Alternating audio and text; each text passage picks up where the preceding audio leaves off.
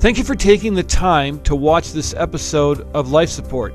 If you enjoy the content, we would ask that you like it, hit subscribe, and share it with your friends.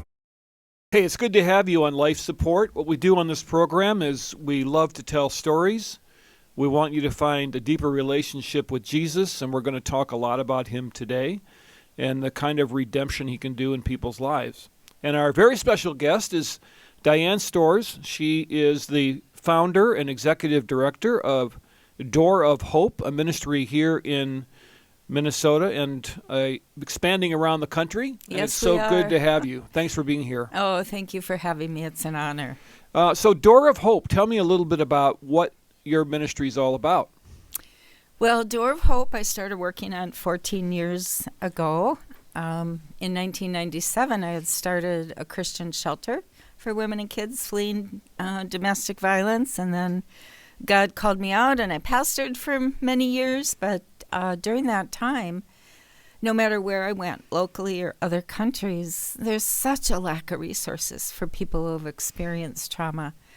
And the Lord kept leading me to Hosea 2:15. The Lord will lead them through the valley of troubles into a door of hope, or the valley of Acre into a door of hope.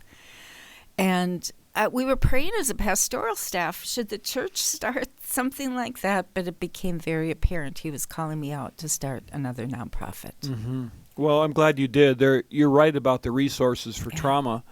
And many people have suffered trauma and don't know what to do with it. Right. It's very lonely, isn't it? It totally is. And when God first gave me the vision, he was very specific on the three areas that he wanted us to really zone in on. And the first was to minister to the individual. Mm-hmm. But we don't minister to just men. We minister, or just women. We minister to men and children as well. And so we're seeing marriages saved and families redeemed. And the second part of the vision is he wants us to educate the church and organizations. So we do lots of workshops, conferences, and we're just in the process of launching our site on our website where people can have availability to listen to all of our resources. Okay, that's very, very good. Now, on your bio, it talks a little bit about your past. Yes. And it's not an easy story, but can you just tell us a little bit about yourself and kind of what led you into this kind of area of work? Yeah, what I find for most people that do what I do is it comes out of the passion of Jesus healing them. And so I went through some trauma as a little girl, and that really shatters your heart and kind of sets you up for more abuse or dysfunction in your life. And the way it really set me up is I had this lie deep inside that it was my responsibility to fix everybody and to help everybody and to keep the peace. And I ended up marrying young. I was only 18. He was a little older. He was in the Navy, stationed in Japan. So a big portion of our relationship came through letters, and you can't really get to know someone like that. So at 18, I found myself in a little Japanese-speaking community, and I felt like I dropped into the pit. I found out very early on he was controlling, a lot of put-downs, always right. He even had a sign in our house that said, "My way or the highway." But the enemy had already set me up to be the fixer. And I think a lot of us can really see the heart that God created in somebody. And it's so hard to think of the behaviors that that person is doing. It's like, I must have misunderstood, maybe I'm making too much out of this. And so I kept trying to fix, trying to minimize, and this went on for 23 years. Wow. In those years, we had 3 beautiful children. I have 9 grands and 8 great-grands now. But 35 years ago, I was 42 at the time, and I came home from work and very clearly heard God say, "That's it." My ex-husband was in the yard. He just turned and said, "Get in the house and make me something to eat." And God said, "That's it. the Lord knew his heart way better than me, and 35 years later, he's still the same man. So when I got out, I thought my life was over, and I had even tried to take my life during those years and miraculously was saved. And I really thought, if I can just get through life without taking my life, that will be a victory. But wow, God had other plans. And he led me on to go to Bible school. And during that time, I did a lot of prison ministry because I felt like a prisoner. Mm-hmm. And he was slowly healing me. And once I graduated, I was hired by Christian Recovery Center. I had a marketing background, so I did all their PR development work, but also led lots of support groups and met with a lot of women. But while I was there, women kept coming saying, I'm in danger. My kids and I need a safe place, but we want a safe place with Jesus. So I started to research because I was going to develop this great list of every Christian shelter specific to domestic violence, and I could not find any. So in 1997, I started what we think is the first Christian shelter in the United States. How about that? That's really, really an important part of your story, that God led you to this point. A lot of women who are listening might be saying, I don't know how to get out of this. A lot of people look at situations like that and say, why doesn't the woman just leave? Right. Why doesn't the woman just leave? Oh, there's so many issues around that. Like I said, I felt it was my place to fix it. And I didn't know the Bible really well back then, but I did know the verse, God hates divorce. I didn't want to displease God. I didn't understand the context of that whole chapter, that he was talking to Jewish men who were just giving their woman a piece of paper for any cause, saying, I'd divorce you, and they were marrying pagan women. Financially, even though I was the breadwinner, it was really scary.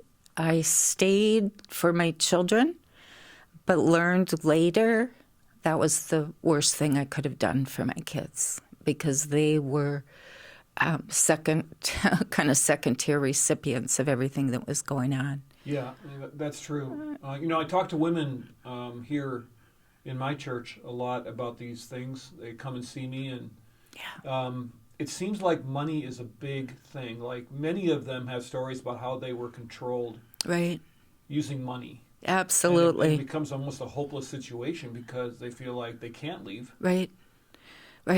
Yeah. We always say the door's always open, a door of hope. And the third part of what God has given us is to start more shelters. And even though we don't have one yet, we're working with 3 different possibilities right now. But we offer, we always say we walk with them. And so we do a lot of prayer ministry. We have a trauma-trained therapist on our team. We have 10 different support groups. And I am always willing to take a call or meet with a woman and just talk with her. And what they need most is just to have somebody attune with them, listen, and believe them. And believe them, yeah, it's a big thing. It is. And if somebody is telling you just a little bit, please know they're probably just sharing the tip of the iceberg. It seems to me the problem in the evangelical world that we have is when women have the courage to come forward. Many times the first thought of a pastor is, oh no, this may adversely affect a ministry. Churches have tended, in the past at least, to cover it up and then not believe the woman, or at least not take her seriously. Do you find that to be a problem still?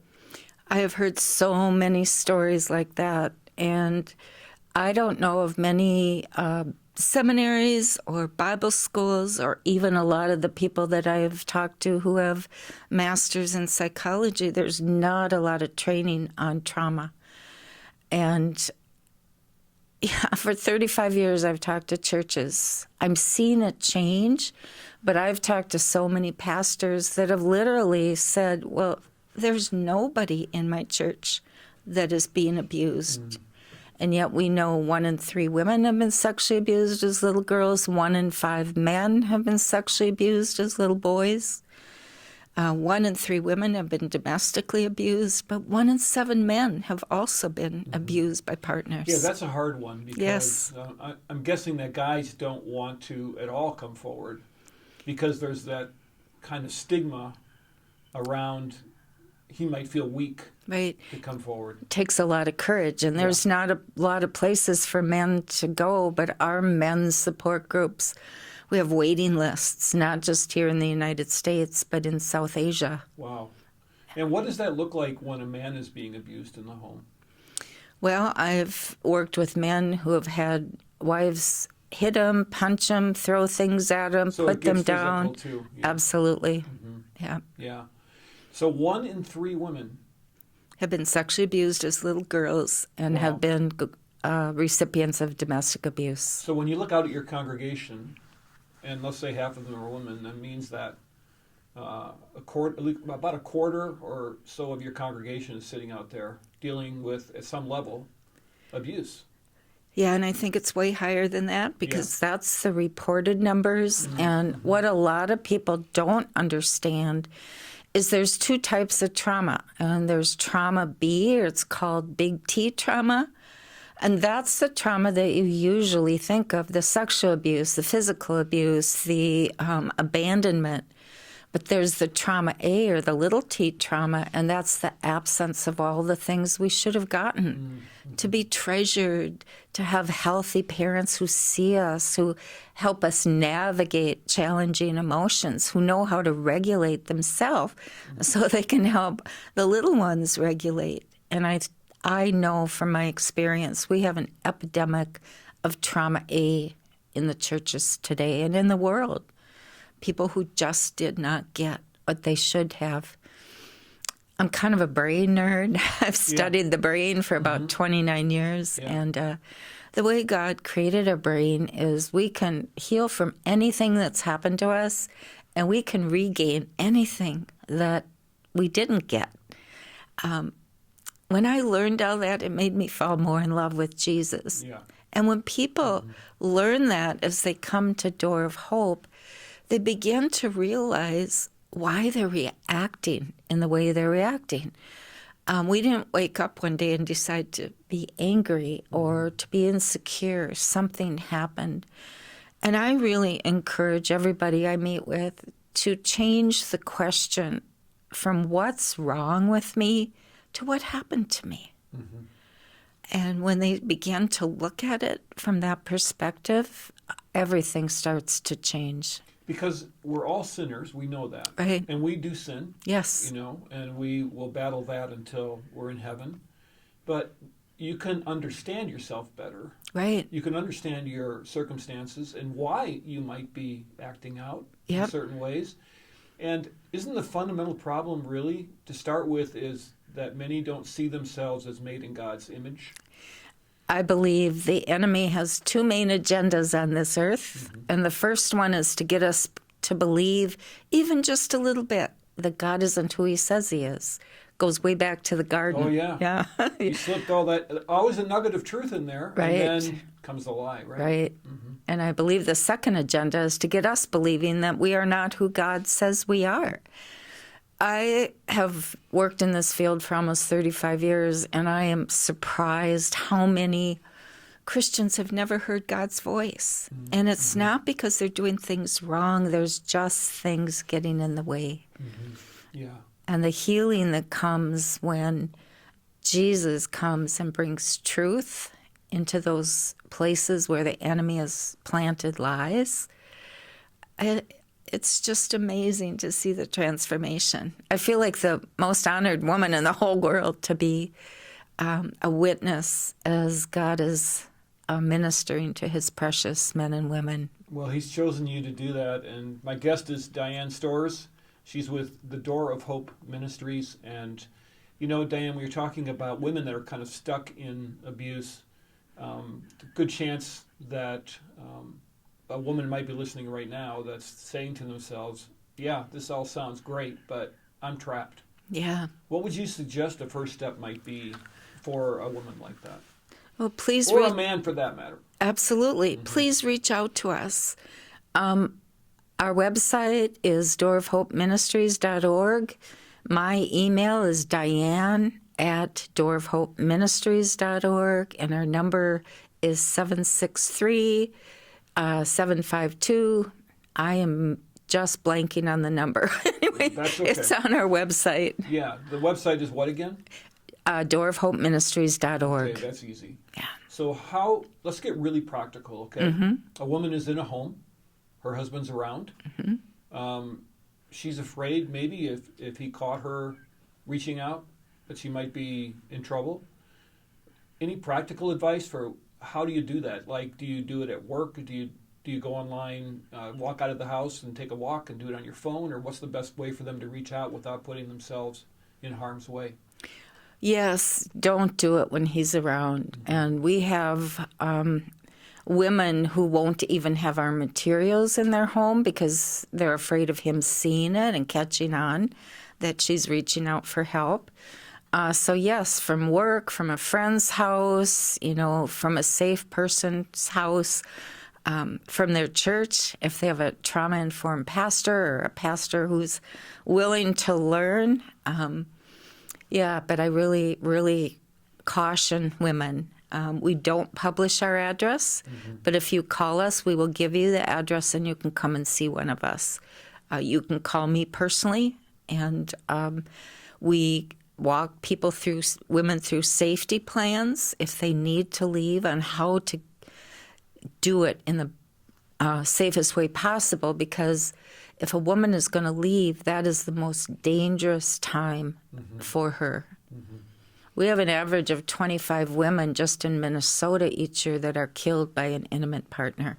Wow. Yeah. That gives you, that's a real reality check, isn't it? Yes. That what you're doing really matters. But isn't it important for the woman or the man also to know that they're not dishonoring God? Absolutely. By reaching out, because that lie that you're carrying around with you, right? That that you could be abused because he had to stay in this marriage. Right. If you look at the Bible cover to cover, it says way more about what God feels about people who misuse or abuse people than it does about divorce. And a lot of the mentions about divorce in the Bible are us, or Israel, divorcing their hearts from God. And I know, without a question of a doubt, he is more concerned about our safety. And we would never tell a woman or a man to divorce, but I would tell a woman or a man to get in a safe place. Good for you. That's exactly my philosophy as well. Yes. Empower them to get safe. Right. And then we can look at some other options, but get yourself in a place where you don't have to be afraid. Yes, and it's almost impossible, from my experience personally and with the people I've worked with, it's almost impossible to heal if that abuse is coming at you every day. Yeah. So you began this ministry because of your past. What did Jesus do in your life to release you from the pain? And I know it was likely a long process, but tell me about that.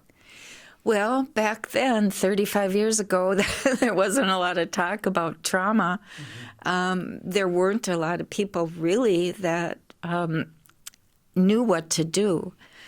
But there were several things. First of all, God brought this loving, sweet, kind woman into my life. And we didn't know how to do this, but we just kept praying, God, give us the next step. Jesus, what should we do next? Jesus, where are you?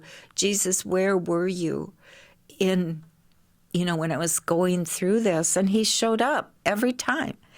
I also, I did a lot of research on my own, but I think what was most important, I go back to this a lot, just be still and know that I am God. And I went to a lot of prayer retreats where I just sat with Jesus for days. Just let him start healing my heart, speaking to my heart. In the process, when we would say, Jesus, what do you have for me? Jesus, how do you see this? Jesus, how did you feel about what was happening to me? I began to realize he was angry. He never wanted that for me. And one of the questions that I never attempt to answer, because Jesus does better at it than me, is, well, if he was there, why didn't he stop it? But for love to be a real thing, he had to give us a will. It's like we don't want our kids to obey us because they have to. We want them to obey us because their hearts are so connected with us. They don't want to hurt our hearts. And Jesus didn't create robots. He woos, he invites, but he never pushes, he never forces.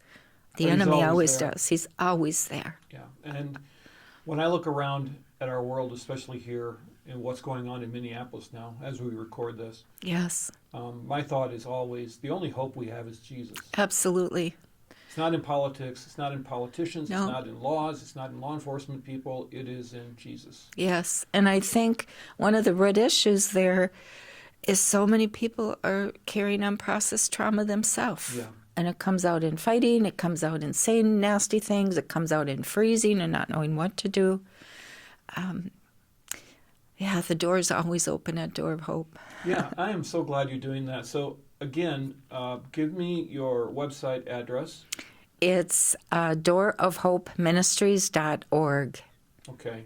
And if you have any questions, if you think you might be going through abuse, that's the thing to do, right? Just get in contact. Yes. And then go from there. And my email is diane@doorofhopeministries.org. And you said you're not going to ever not take a call, right? I'm going to do my absolute best. I can't probably call you back immediately or pick up a call, Sure. but I will return it. But you're there, and you've got a staff that's there. I have a wonderful staff, and they're all there because they're called. Okay. So if somebody's going to take that step, what can you say to reassure them that they don't have to feel bad about doing that? Right. You're not alone. Actually, I think you're in the majority because I think current statistics are telling us 75 to 80% of people are walking around with unprocessed trauma. And I tell every person who reaches out, this is the bravest thing you've ever done.